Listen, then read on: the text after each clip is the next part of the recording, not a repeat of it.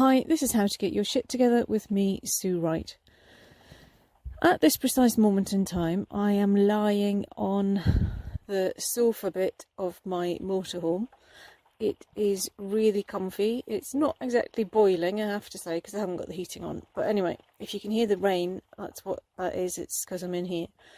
And this is one of the reasons why I have been very naughty and not done any podcasts for you recently, is I have fallen into default modes, which for me is kind of procrastinating and not doing the things I should do.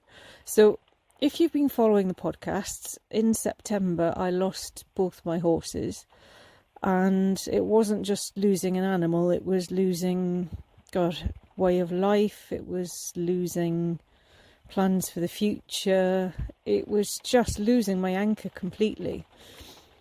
And I really felt for quite a while I didn't have a clue where to turn, because my entire being has been to work, to have a business which is based around the horses, which has a property which is for the horses, which is to spend more time with the horses, and all of a sudden it's all gone.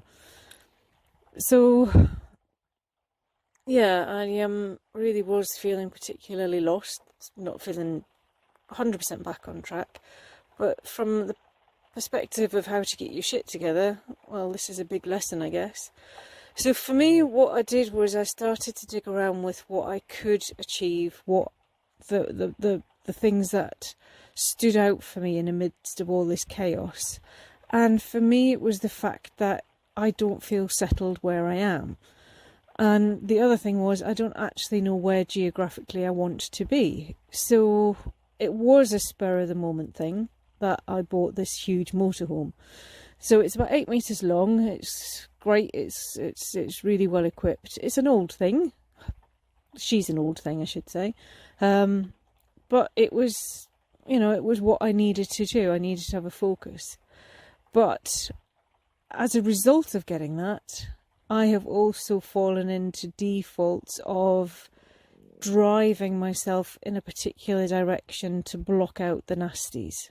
So for me, it's been so easy to focus on, cleaning bits of seating, making curtains, faffing around, doing things, as opposed to actually putting the time and effort into figuring out the work aspect to go along with this nomadic lifestyle.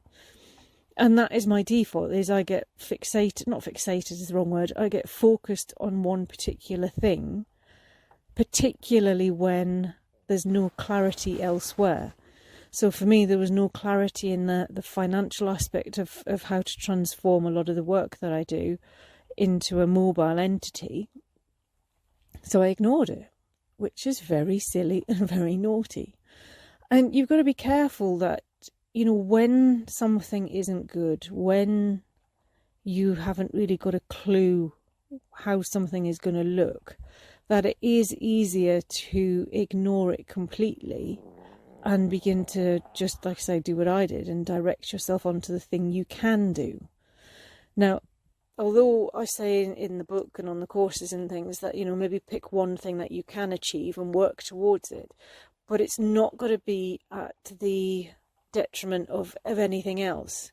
You need to face head on these gremlins, these things that you're not sure of. You need to look them in the eye and kind of figure it out, which is what I've had to do, is I've had to kind of pull back a little bit from the motorhome titivation and actually start to look at the work and what can I do.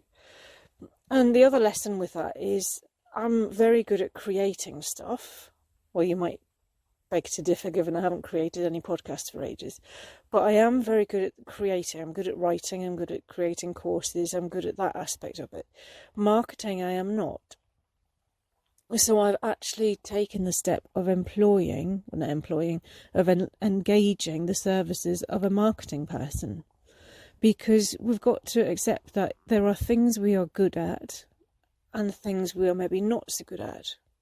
And again, just like with ignoring the hard stuff that you have to deal with, you know, acknowledge that you're not good at it, and then figure out how you can either improve, or like I have, figure out how to engage somebody to do it for you. Because like I say, there's no point kind of tearing yourself inside out trying to do something that you just haven't got the wherewithal to do. So admit when it's too much for you, and look at ways to change that. Look at ways to improve that particular aspect of your life, whether it's learning something or employing somebody to help you with it. So they're just my little pearls of wisdom for today. I will move my butt off my sofa in my camper van shortly. Motorhome, sorry, it's not a camper van. But like I say, don't ignore the stuff that you're not good at, all right? And don't ignore the scary stuff, because you'll wake up and realise that actually you should have dealt with it there and then. So for me, I have to, and I know I say don't use those words, but there is a genuine requirement for me to get my backside back in the game, all right? So I hope that helps. I will speak to you anon.